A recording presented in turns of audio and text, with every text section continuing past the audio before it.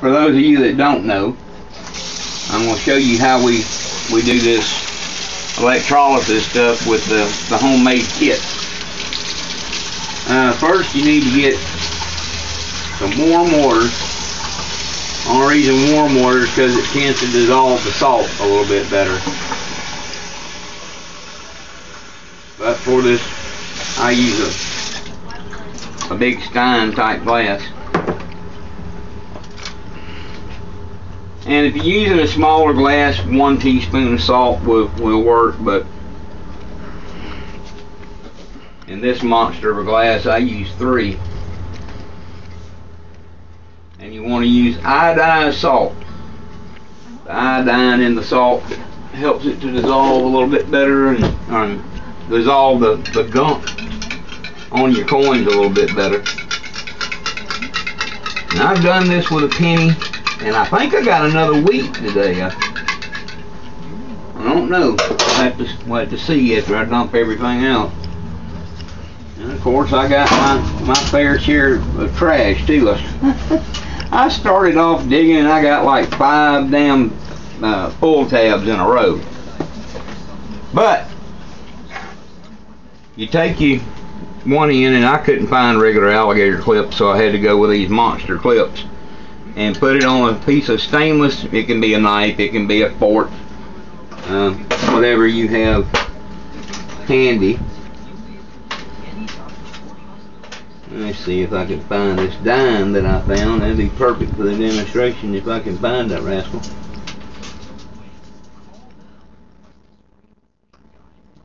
That's a penny. That's a penny. There you go, Mr. Dime. It didn't want to get out of the bag, I don't think.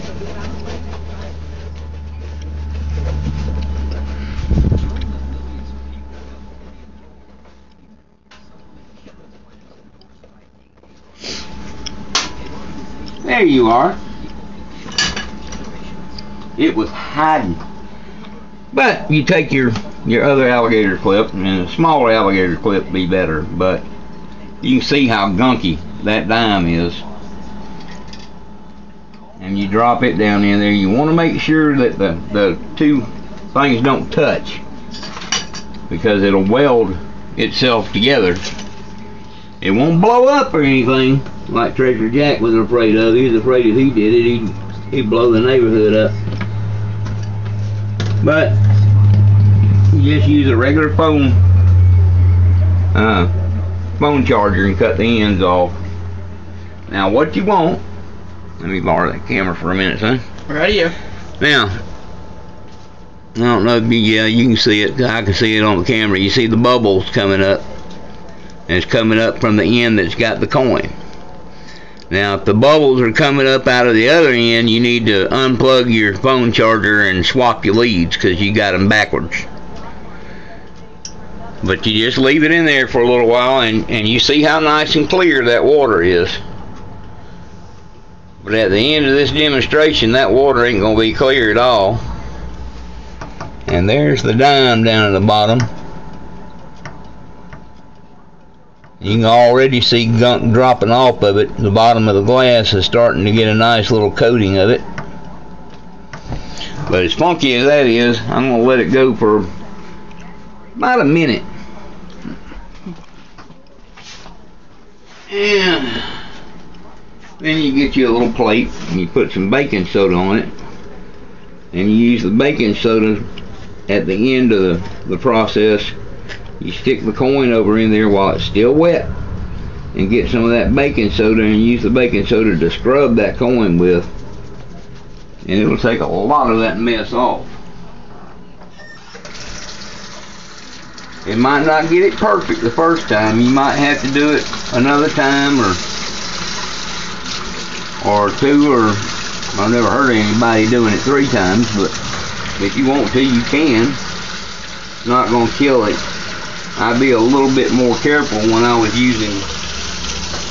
doing it to a coin that's a silver one. You know that it's a silver coin. You don't want to just stick it over in there unattended and just leave it alone. But you can already see that water in that glass is turning a yellowish color. And I can already see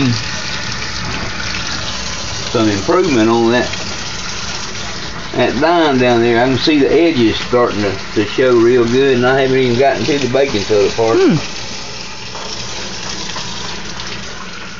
While it's working, I'm getting these pull tabs and all nice and, well, not spick and span, but cleaner than they were. I thought that was all I was gonna get was pull tabs for a minute. The first 4 things I dug were pull tabs. I was just out there laughing my ass off. Ain't no sense getting upset about it. So they're pull tabs. They're aluminum. They go in the aluminum recycling bin along with my cans. If they were still attached to the can, you wouldn't throw them away. Why would you throw them away now? Just because they're small. I mean, so what? They're little. You get a bunch of them, that'll still add a little bit of weight. And they must have worked on their own vehicles out there before this was rattlesnake roundup, because this right here, I don't know, well, there's some of you out there as old as me that remember when the adjustment for your headlights was on the floorboard, and you had this button down there, and you would take your foot, I didn't think it was still pushed, you would take your foot and push this button to make your bright lights go on, and then hit it again to make them go off. There's how it plugged in. But I found battery cable ends, I found parts of truck transmissions, and I had some truck mechanic correct me on a couple of items and tell me what they were, which I'm always glad to have somebody that knows what they're talking about tell me what's going on. Get a picture of that film there on the top. Look at all that film that's come off up there on the top of that. Now I'm going to take this coin out. First you unplug it, just to be on the safe side.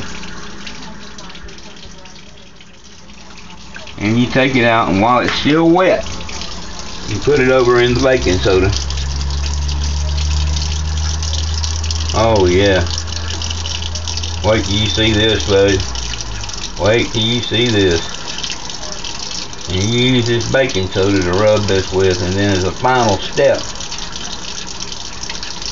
you put it over under the water and you rinse her off again.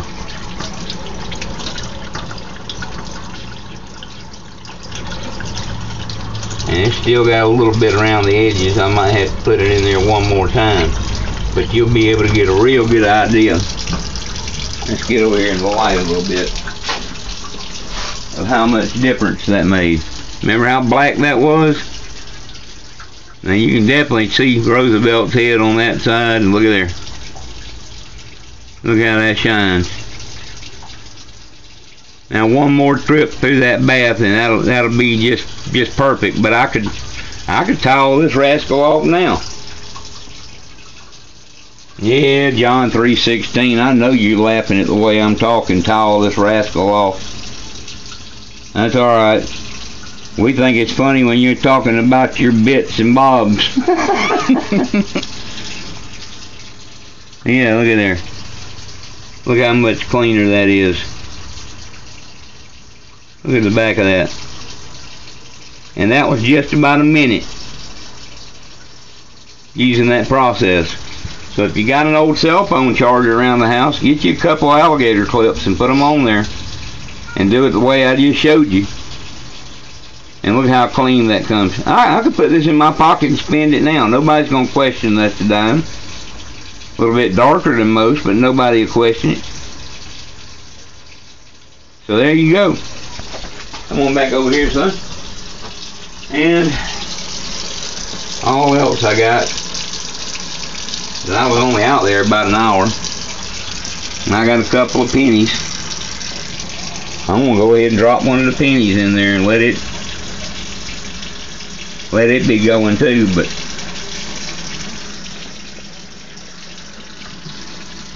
you see how the process works, and you see how much cleaner that dime got, because all of you saw how black that was when I dropped it in there. But that's all you got to do. That's all you got to do. You just go ahead and drop it on in there. Oh yeah. And as a last step, you want to run it under some cold water. I forgot that part. Just go ahead and run it under some cold water, and that stops the chemical process of the electrolysis. But that's pretty enough to spin right now. I can put that in my pocket and spin it right now, and that penny's over here cooking in the water. You can see all those bubbles going up. But it amazes me, all that yuck film that gets on top of there. You're like, where in the world did that come from? But that's stuff that was on the coin. And that was nice, clean water when we started. But that's how you make your own little electrolysis machine. You don't have to use those big clips like I use. The small alligator clip actually is ideal. But that's all I could find at the time, because Radio Shack was closed and I had to go to Walmart, and that's all they had. But that's what I found today, guys. Just an hour out there. These damn bottle caps kept coming up. I got 3 of them, and every one of them hit hard like a quarter. And then this big old damn Pringles lid cap or whatever it is, it hit real hard too.